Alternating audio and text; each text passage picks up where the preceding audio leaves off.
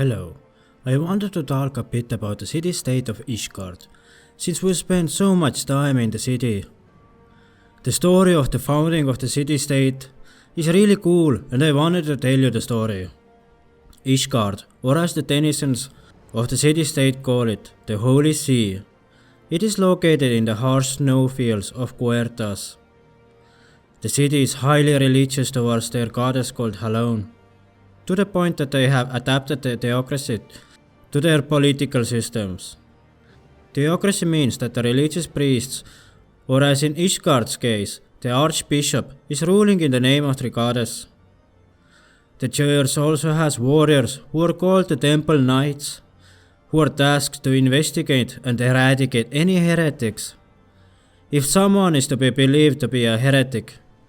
But if there isn't enough evidence, the Ishgardians practice cordial justice system, where the accused has the chance to prove his innocence. The bodyguards of archbishops are the elite knights called the Knights of the Heavensward. They are the descendants of the original 12 knights. The city is split in two, where the lower part of the city is called the Foundation and is mainly reserved for the low-born soldiers. The pillars which reside on top of the foundation is the home of the nobility, including the archbishop.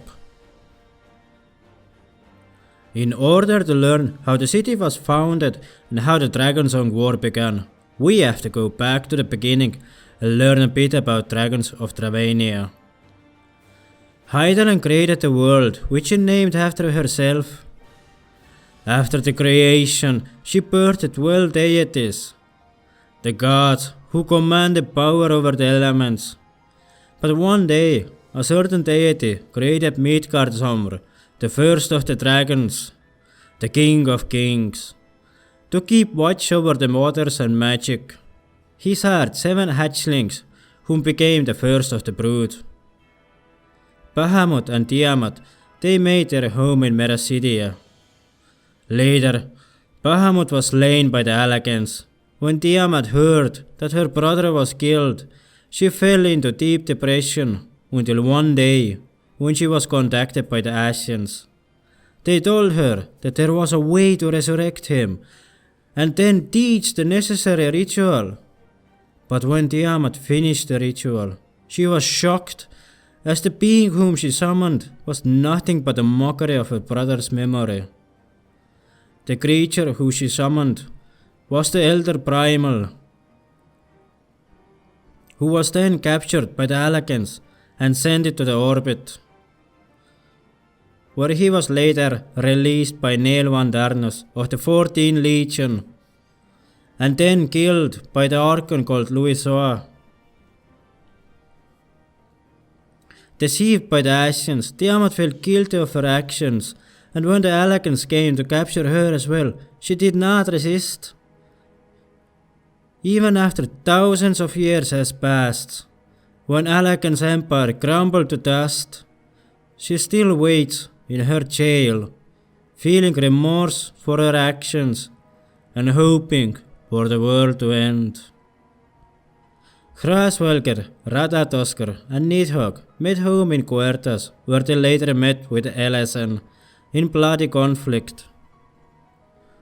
The 2 others are unnamed by the developers, but I hope one day we will learn their identity.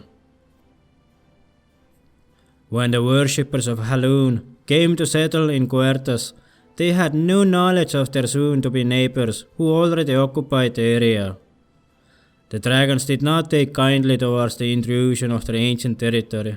To them, the everlasting dragons, one of the first who lived in Eorzea, Elesens were nothing but pests invading their lands. They quickly started to battle with the Elesens in order to retake their territory. The settlers defended their new home fiercely for 200 years. This conflict lasted until a maiden named Shiva and a certain dragon showed that peace was possible. One day these 2 figures met and they fell in love. The maid was called Shiva, and the dragon was one of the first brood called Hraesvelgr. But to such a mighty and ancient beast, A mortal's lifespan was all but a blink of an eye. So the maiden pleaded her lover to devour her soul, so they could remain together forever. The dragon was reluctant at first to do the deed, but after the continued pleading of Shiva, he finally succumbed to his mate's wish and he devoured her. That act of love between the two races inspired the peace between the elephants and dragons. The peace continued for 2 centuries until one day a certain man was born. He was called Thordan, later known as Thordan I. He was contacted by the Asians, who revealed the secrets of the dragons, that their power comes from their eyes. This knowledge consumed Thordan as he craved the power for himself. One day, he took his 12 knights and decided to steal the power of dragons.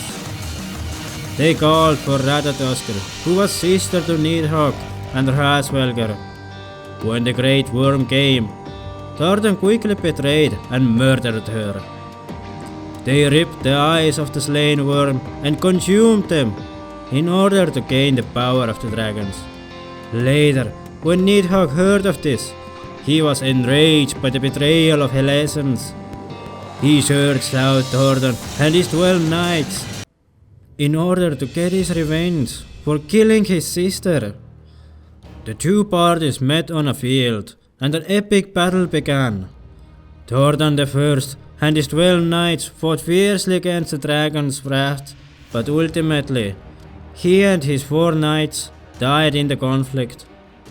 His son, Haldrad, who was one of the 12 knights, managed to defeat the Great Worm. With his victory over their powerful enemy, he gouged out both of his eyes. Yes, both of them. When Hraesvelgr heard of this betrayal, he gave one of his eyes to Nidhogg in compensation. He did not wish to join the war, although after the betrayal he became somewhat hostile towards the other races. But because the soul of his mate Shiva was inside him, he decided to have no part in the conflict. Although, if there wouldn't be a calming effect of Shiva's soul, he would have been a part of the war as well. When Haldrad finally realized what has happened, he felt remorse, as their actions costed him his father's life and the 4 of the 12 knights. When he returned to the city, he wished to atone, for he had broken the peace with the dragons. So he started preparing the city for Nidhogg's vengeful wrath. Later he became the first of Azure Dragoon, but was ultimately consumed by the power of Nidhogg. As Haldrad was laid down to his final resting place, his prize, the right eye of Nidhogg, was placed next to him. Later the church fabricated a story, stating that Thordan I took only the left eye. When Haldrad became the Azure Dragoon, the 3 knights of the 12 left the city in order to find their own path in life. And the 4 who remained established the 4 high houses of Ishgard. Nidhogg was furious and quickly retaliated with his horde of dragons.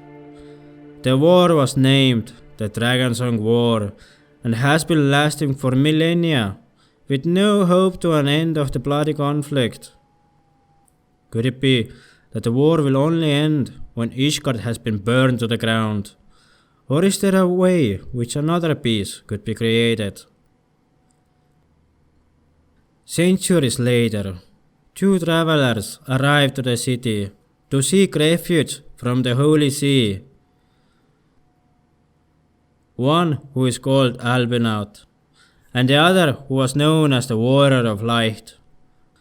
What will these 2 plan to do in the city? Will they help the Ishgardians, or will they aid the dragons? At this point, your story begins.